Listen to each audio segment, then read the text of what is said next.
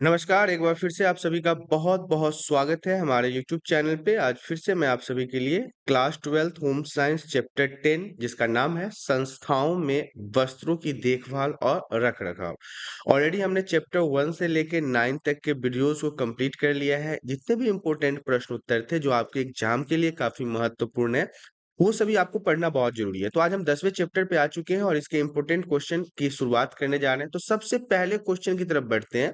सबसे पहला प्रश्न हमारा कहता है वस्त्रों की देखभाल और रख-रखाव के 2 पहलू क्या हैं? तो देखिए वस्त्रों के देखभाल और रख-रखाव के 2 पहलू निम्नलिखित हैं।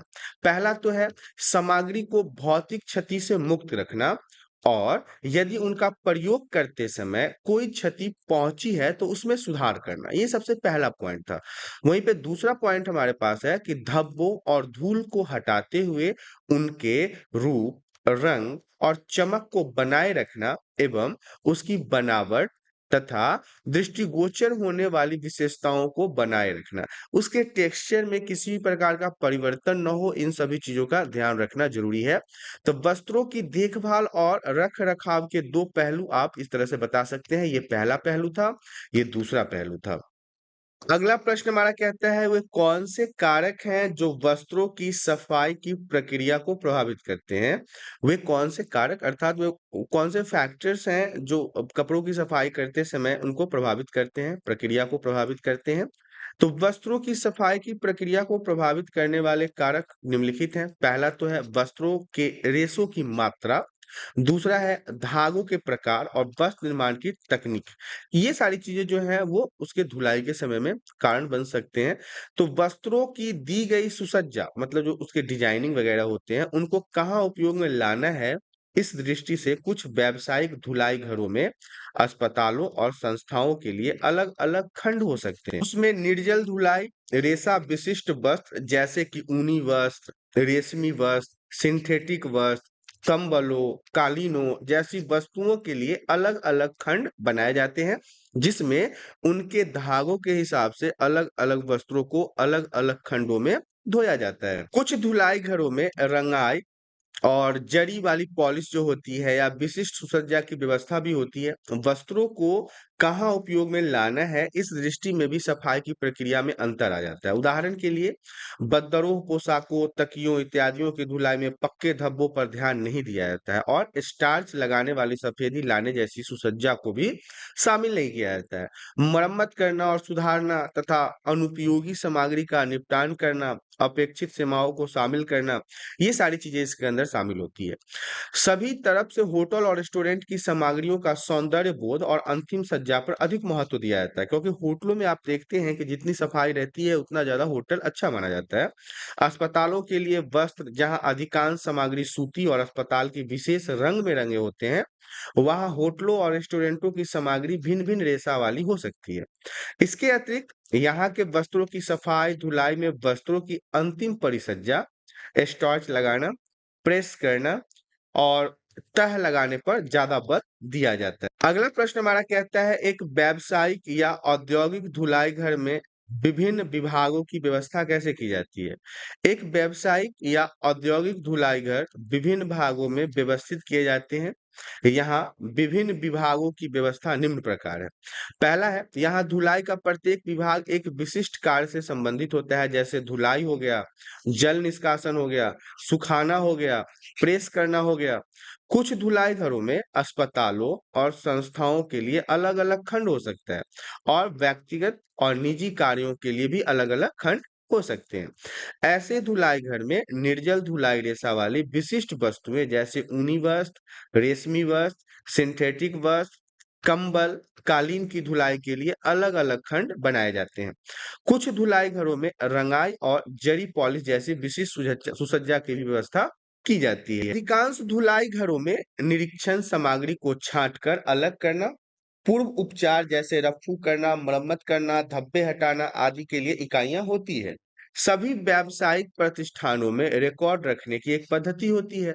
जब कोई वस्तु प्राप्त की जाती है तो उसकी जांच की जाती है और कोई भी क्षति अथवा आवश्यक विशेष देखभाल को लिखा जाता है।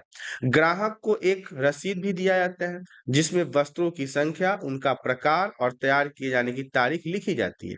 रसीद के अनुरूप वस्त्रों पर सांकेतिक पट्टियां की पद्धति प्रत्येक ग्राहक का रसीद लेना देना और वस्त्रों को पहचानने में इससे मदद प्राप्त होता है।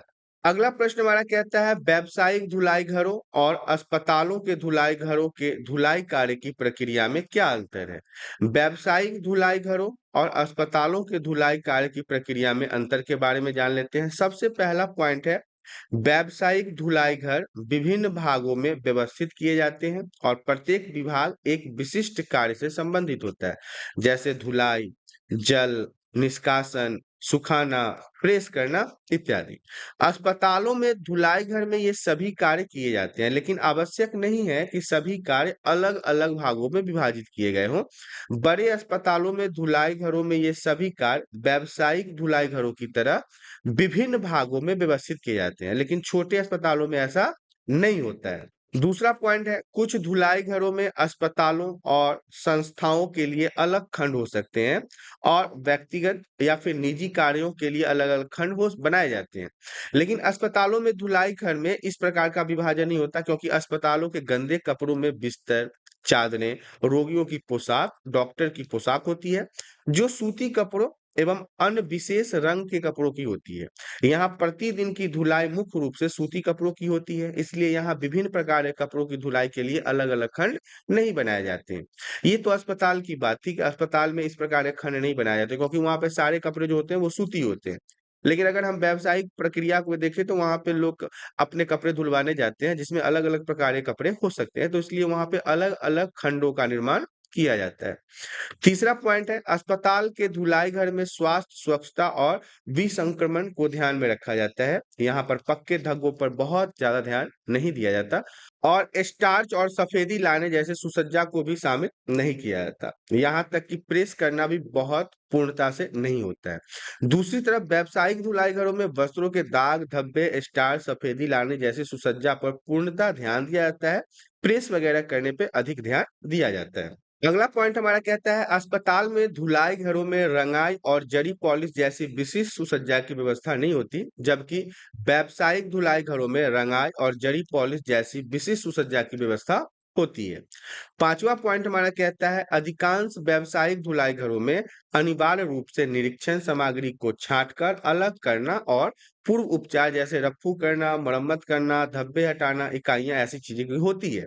जबकि अस्पतालों में धुलाई घरों में बिस्तर की चादरों को साफ, हल्की गंदी और ज्यादा गंदी वर्गीकृत करके अलग कर लिया जाता है। रोगियों तथा डॉक्टर की पोशाकें होती है, कंबल होता है, चादर होता है, रफ्फू करने, मरम्मत करने, दाग हटाने जैसे शामिल नहीं किया जा सकता है, किया भी जा सकता है। ये दोनों चीजें हो सकती है। व्यावसायिक धुलाई घरों में आवश्यकता पड़ने पर मेहमानों के व्यक्तिगत कपड़ों की भी धुलाई का ध्यान दिया जाता है, जबकि अस्पतालों में धुलाई घर का ऐसा कोई फंक्शन नहीं होता है। इस तरह से आपने देखा class 12th home science chapter 10 जिसका नाम था संस्थाओं में वस्त्रों की देखभाल और रख-रखाव के इम्पोर्टेंट क्वेश्चन जो थे यहाँ पे समाप्त हो गए। आशा करता हूँ कि वीडियो में दी गई जानकारी आप सभी को पसंद आया होगा। जानकारी पसंद आया तो वीडियो को लाइक करें। चैनल में पहली बार आए हैं तो चैनल को सब्सक्राइब कर लें ताकि इसी प्रकार के एजुकेशनल वीडियो आपको हमेशा प्राप्त होता रहे। आज के लिए इतना ही। धन्यवाद।